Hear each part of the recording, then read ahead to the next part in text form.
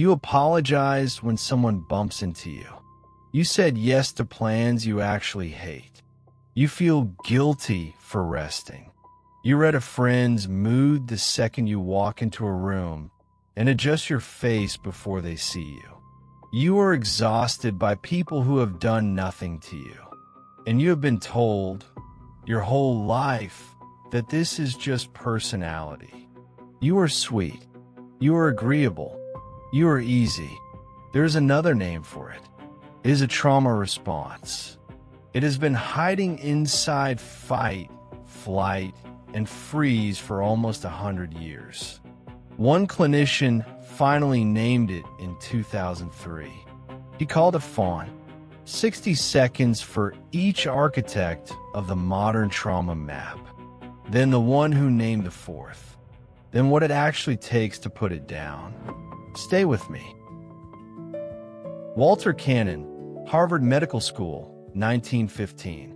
He published a book called Bodily Changes in Pain, Hunger, Fear, and Rage. Inside, he described what happens to a cat the moment it sees a dog. The pupils dilate. The heart accelerates. Blood routes away from the gut and into the limbs. Adrenaline floods the bloodstream. The animal is now a weapon or a sprinter. Cannon coined a phrase that has owned the conversation ever since. Fight or flight. He thought he had described the entire defensive repertoire of mammals. For the next 80 years, almost everyone agreed. Trauma was treated as a stuck switch between two settings. Either you came at the threat or you ran from it.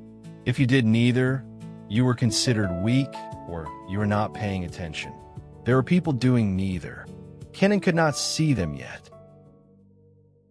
Hans Selye, McGill University, 1936. An endocrinologist injecting rats with various extracts noticed that no matter what he gave them, their adrenal glands swelled, their thymus shrank, and their stomachs ulcerated. It was not the substance. It was the assault itself. Selye borrowed a word from physics. He called it stress.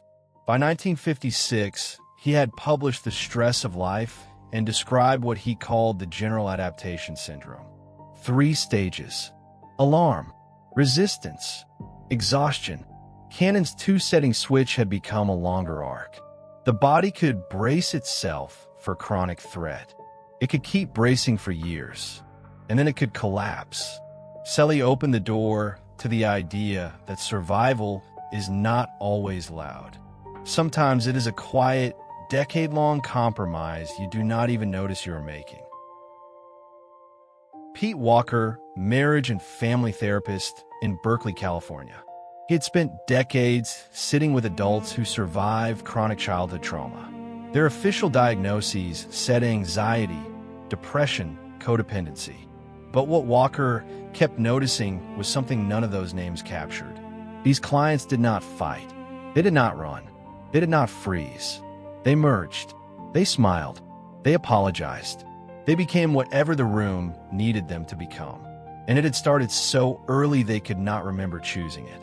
In the early 2000s, Walker named it. He called the response Fawn. In 2013, he published Complex PTSD, From Surviving to Thriving, and laid out the 4 trauma responses as one full set. Fight, flight, freeze, fawn. For thousands of readers, it was the first time their personality had been described as a wound. John Bowlby, British psychiatrist, spent decades studying what happens to a child when the people they need do not stay safe. His 3-volume Attachment and Loss, published between 1969 and 1980, rewrote developmental psychology. A child does not need a perfect parent. A child needs a present one. When the parent is the source of safety and also the source of fear, the child cannot run away. The child cannot fight back. The only survivable strategy is to manage the parent. Be quiet. Be helpful. Be a mirror. Read every micro shift in the room before it lands. Bowlby did not yet have the word fawn, but he had described the conditions that grow it. The fawn response is not a glitch. It It is the precise solution a small nervous system reaches when love and danger arrive in the same body. Stephen Porges' 1994 presidential address to the Society for Psychophysiology. He proposed the polyvagal theory. The vagus nerve, he argued, is not one channel. It runs as two evolutionary layers. An older branch can shut you down completely when threat is overwhelming. A newer mammalian branch can keep you socially engaged when threat is survivable. Between those two states sits another option. When you cannot fight and you cannot flee, the body can choose immobilization with appeasement, stillness wrapped in a smile, compliance offered like a passport. This is the physiology underneath Fawn. The face stays warm. The voice stays soft. The nervous system underneath has gone hostage. Porges did not name Fawn, but he gave it a wiring diagram. He showed why this response is not weakness. It is one of the oldest survival circuits we have. Janina Fisher, clinical psychologist, 2017, published Healing the Fragmented Selves of Trauma Survivors. She had spent decades sitting with people who lived two completely different lives, depending on which room they walked into. Calm and capable at work, collapsed and ashamed at home. Fisher drew on structural dissociation theory and offered something kinder than diagnosis.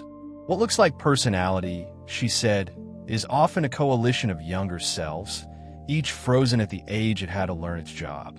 One self fights, one self flees, one self freezes, and one self, often the oldest and most exhausted, is the one who learned to please. The fawn part is not your whole self. It is a young version of you still on duty in a meeting that ended decades ago. Healing means letting that small part finally clock out. Bessel van der Kolk, Boston, 2014. His book The Body keeps the score sat on the New York Times bestseller list for more than 250 weeks. His central claim was simple.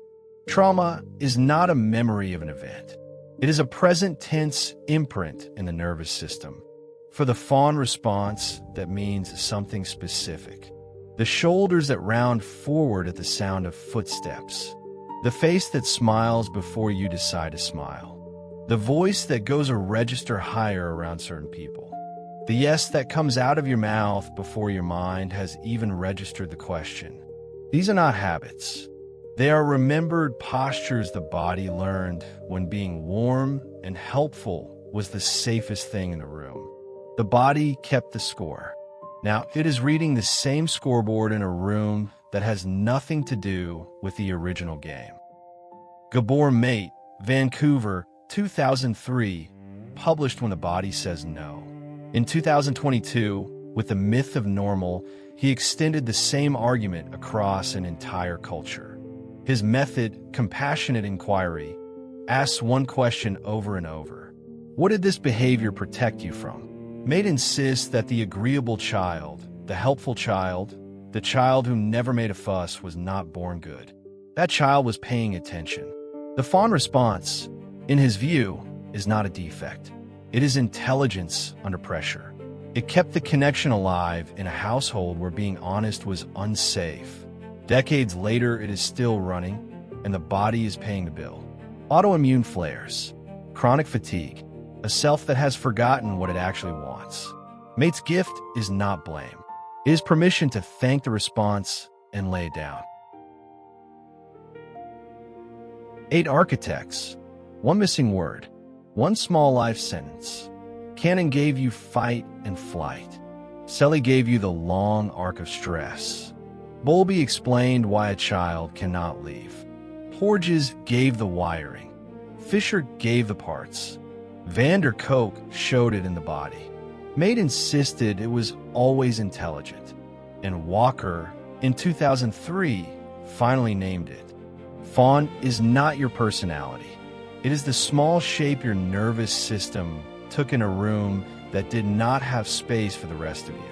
You are not too sweet. You are doing math at the speed of survival. Healing is not becoming colder or louder or harder. Healing is reclaiming the no you could not afford to say. One small no in a low, safe room with a person who does not punish you for it. And then another. Stay with yourself.